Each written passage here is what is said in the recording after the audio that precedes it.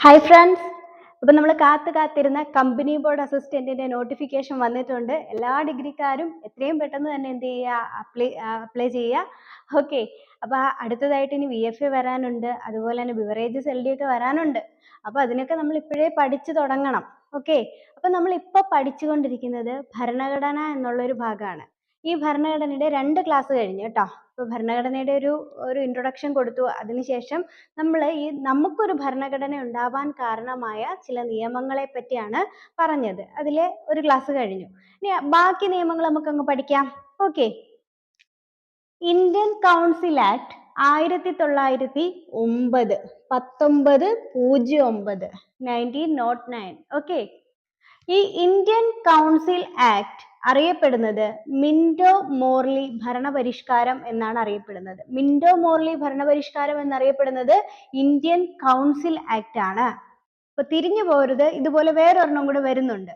Okay, Minto Morley Indian council act 1909. എന്തുകൊണ്ടാണ് Minto Morley ഭരണപരിഷ്കാരം എന്ന് ഇന്ത്യൻ കൗൺസിൽ ആക്ടിനെ വിളിച്ചതെന്ന് ചോദിച്ചു കഴിഞ്ഞാൽ 1909 വൈസ്രോയി ആയിരുന്ന വ്യക്തിയായിരുന്നു മിന്റോ പ്രഭു. ആ സമയത്തെ സെക്രട്ടറി ഓഫ് സ്റ്റേറ്റ് ആയിരുന്നു മോർലി പ്രഭു. ഇവര് രണ്ടുപേരുടെയും നേതൃത്വത്തിലാണ് ഇന്ത്യൻ കൗൺസിൽ ആക്ട് നിയമം പുറപ്പെടുവിക്കുന്നത്. അതുകൊണ്ടാണ് ഇന്ത്യൻ കൗൺസിൽ ആക്ടിനെ മിന്റോ മോർലി ഭരണപരിഷ്കാരം എന്ന് അറിയപ്പെടുന്നത്. അപ്പൊ വൈസ്രോയി മിന്റോയും മോർലി സെക്രട്ടറി ഓഫ് സ്റ്റേറ്റുമാണ്. ഓക്കെ, ഇപ്പുറത്ത് വരുമ്പോൾ അത് തിരിയും, അതുകൊണ്ടാണ്.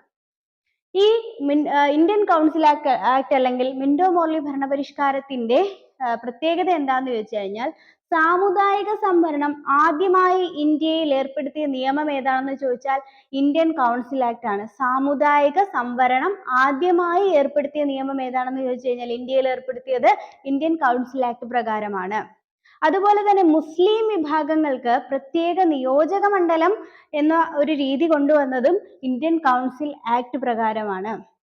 അപ്പൊ ഈ രണ്ടെണ്ണം ഓർത്തിരിക്കുക. സാമുദായിക സംവരണം ആദ്യമായി ഏർപ്പെടുത്തി, മുസ്ലിം വിഭാഗങ്ങൾക്ക് പ്രത്യേക നിയോജക മണ്ഡലം കൊണ്ടുവന്നു. ഇതെല്ലാം ഇന്ത്യൻ കൗൺസിൽ ആക്ട് അല്ലെങ്കിൽ മിന്റോ മോർലി ഭരണപരിഷ്കാരം 1909.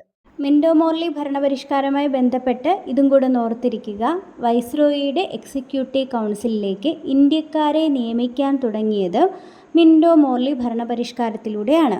ഓക്കെ, എക്സിക്യൂട്ടീവ് കൗൺസിലിലേക്ക് നിയമിതനായ ആദ്യ ഇന്ത്യക്കാരനാണ് SP സിൻഹ. ഓക്കെ, ഇതും കൂടി ഓർത്തിരിക്കുക. ഇനി ഗവൺമെന്റ് ഓഫ് ഇന്ത്യ ആക്ട് ഉണ്ട് 1919.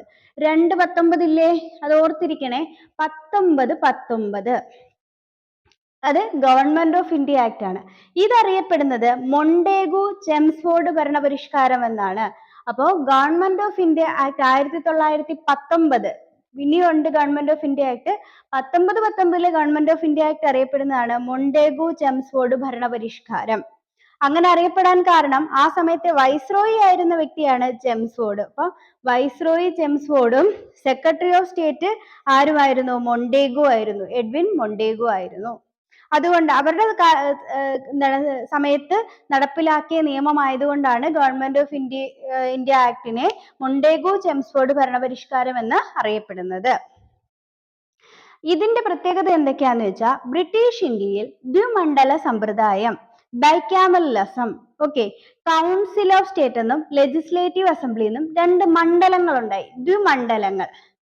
ഓക്കെ, അപ്പൊ ബ്രിട്ടീഷ് ഇന്ത്യയിൽ ആദ്യമായി ദ്വിമണ്ഡല സമ്പ്രദായം കൊണ്ടുവന്നത് ഏത് ആക്ട് പ്രകാരമാണ്? ഗവൺമെന്റ് ഓഫ് ഇന്ത്യ ആക്ട് അല്ലെങ്കിൽ മൊണ്ടേഗു ചെംസ്ഫോർഡ് ആക്ട് 1919. ഓക്കെ, പിന്നെന്താണ്? ബ്രിട്ടീഷ് പ്രവിശ്യകളിൽ ദ്വിഭരണം, ഡയാർക്കി വന്നതും ഏത് പ്രകാരമാണ്? ഗവൺമെന്റ് ഓഫ് ഇന്ത്യ ആക്ട് പ്രകാരമാണ്.